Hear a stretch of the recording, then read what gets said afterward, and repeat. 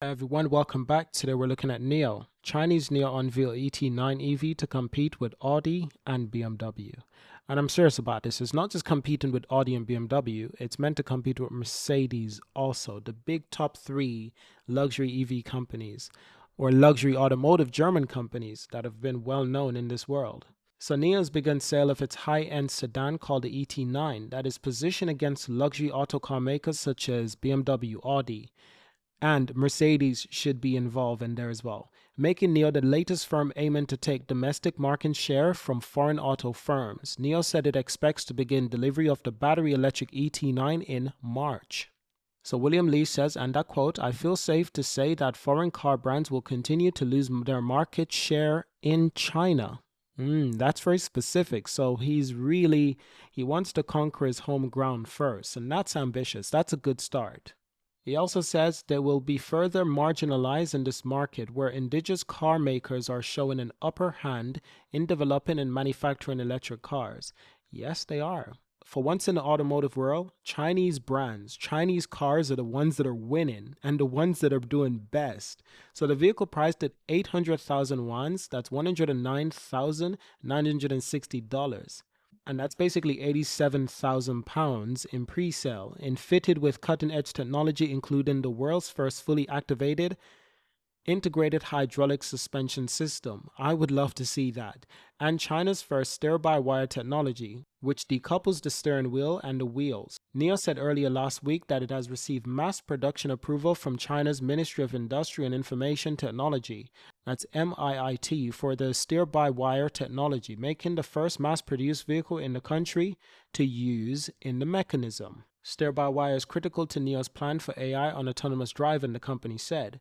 The car uses a 120 kilowatt battery pack. That's incredible.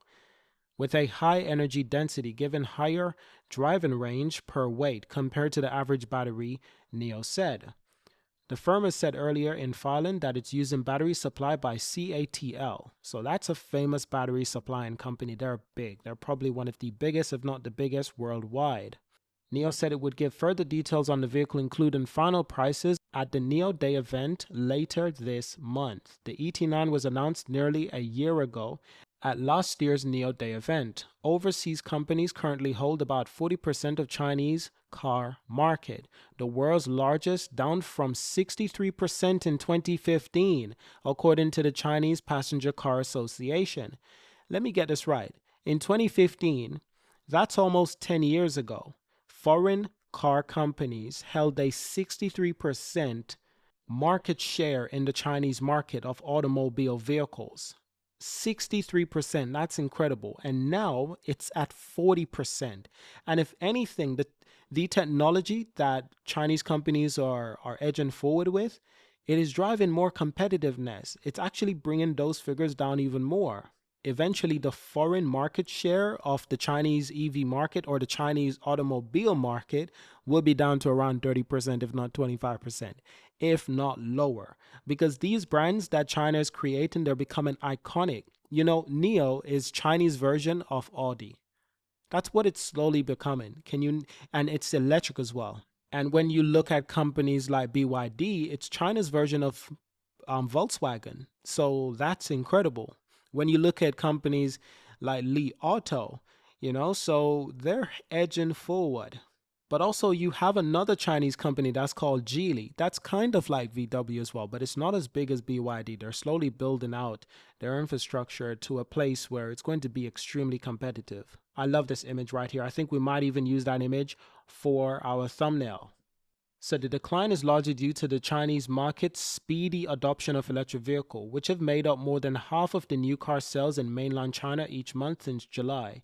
Swiss bank UBS said last month that foreign car makers stand to lose $20 billion a year in profit in China due to their slower shift to electric vehicle, but are likely to maintain their branding and production advantage in the premium segment. I can see that happening because these automotive brands like Audi, BMW, Mercedes, they built such a name for themselves that you can't really, their brand will remain as powerful. but the market share will lessen because it's just becoming more competitive. But a Porsche will always be a Porsche. A Mercedes will always be a Mercedes. So that won't change, but the market share will change, if you know what I mean. So the sale of premium vehicles, both electric and petrol powered, make up 13.6% of the national total, a 3.49 million unit last year, the CPCA said. About 20% of those were battery powered, with the remainder mostly being petrol powered foreign branded vehicles. China's rapid adoption of EVs have raised competitive concerns in countries and regions including the EU, US, and Canada, which have all imposed higher tariffs on EVs, Chinese EVs imports. That's funny, isn't it? That is funny. So now, because China is actually making good cars, you're like, guys, what do we do here? Okay, raise tariffs so they don't come in and take up the market, be competitive to our domestic market holders. That's very interesting. I don't even think Canada makes any cars. So I don't know why Canada is getting involved in this. I don't know what they're trying to do. All Canada does is Canada doesn't have any car companies that we know of. Do they have any at all? Canada, you need to calm down, bro. It's Canada is the one place that shouldn't be even imposing tariffs. Canada, seriously? I would understand the US because the US has a lot of car companies that they've built. One of them being Tesla. That's an American car company. That's a US car company.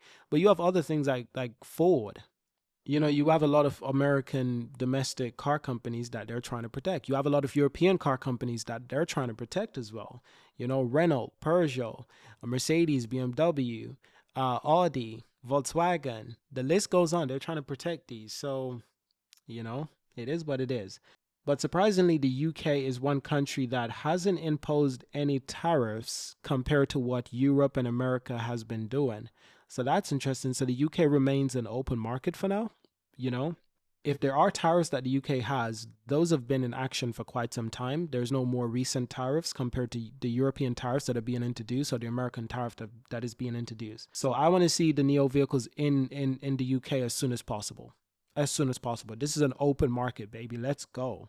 Now, more information is coming off this vehicle in the NIO Day. That's launching in 3 days. So I'm looking forward to that. I'm really looking forward to NIO Day, ladies and gents. Let me know if you're looking forward to it as well. It's the 21st of December. I think that's on Saturday. So that's going to be exciting. I think I got a day off. Hopefully I have time to make a video. I might even make a live stream. It all depends on how NIO decides to unveil it. If it's a live stream event, I might do a live stream and react to it and talk about it.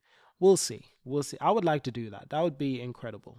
Now, the event will represent a significant expansion of the price range covered by NIO product lineup to reach a wider market. The NIO ET9 was unveiled a year ago, as we well know. I spoke about the pricing, of course, but really let me know. Do you think this car will be as competitive as NIO is expecting or anticipating? I think so. I really think so. This is the luxury limousine kind of vibe.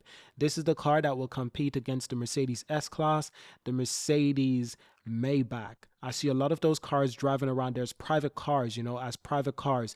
Mercedes is that corporate private car, that the corporate, rich people, CEOs, those are the cars they ride in. NIO wants a piece of that market.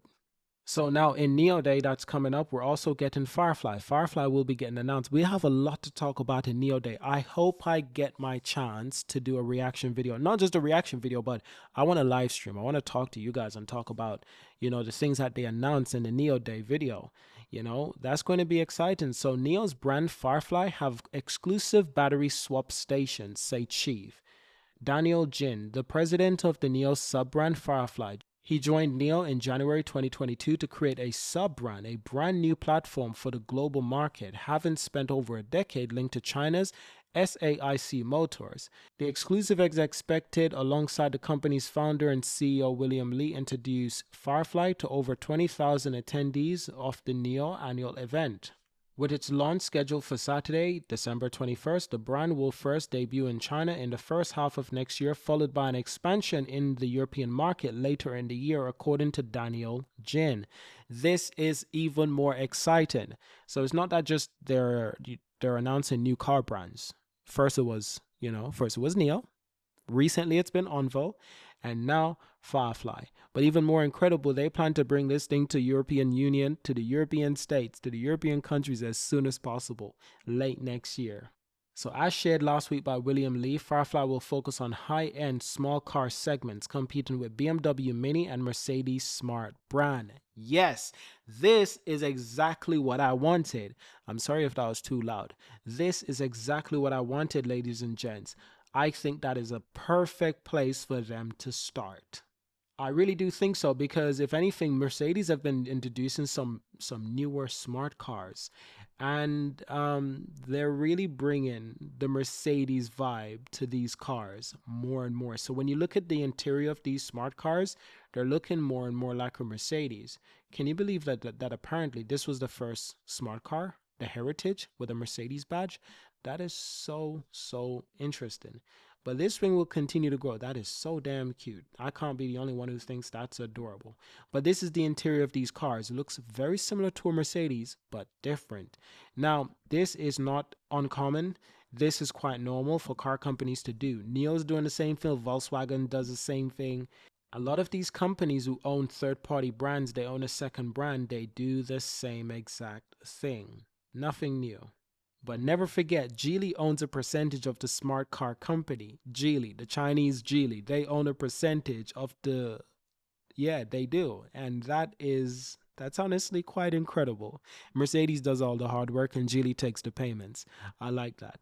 That's a nice gray. That is a nice gray. But this is what I mean. Mercedes have been stepping it up another level with these new smart cars. So I'm happy to see that NIO knows who they're targeting. I love it when we read these articles, we look to do some research on NIO, we realize that they really know what they're doing. They know who to target. That's so important to understand. Who's your target market? Who's your target audience? That is so important, especially in the space of sales, because you're building cars, but really you need to sell these things. So the brand's chief explained how Firefly focused on three main aspects: handling, space, and safety. The target audience includes city commuters, young professionals buying their first cars, and families looking for a second car. Fantastic. Sometimes families look for a second car and it's a smaller car for a bit more, short journey driving. So I want to know what you think about this news, and are you looking forward to NIO Day? Because I think we all are looking forward to NIO Day. Thank you all for watching. Subscribe to see more, leave a like, leave a comment, and I will see you in our next video. Let me know if there's anything else I should talk about. And remember to subscribe to our newsletter. There's a link in the description, okay? Join the community. Subscribe.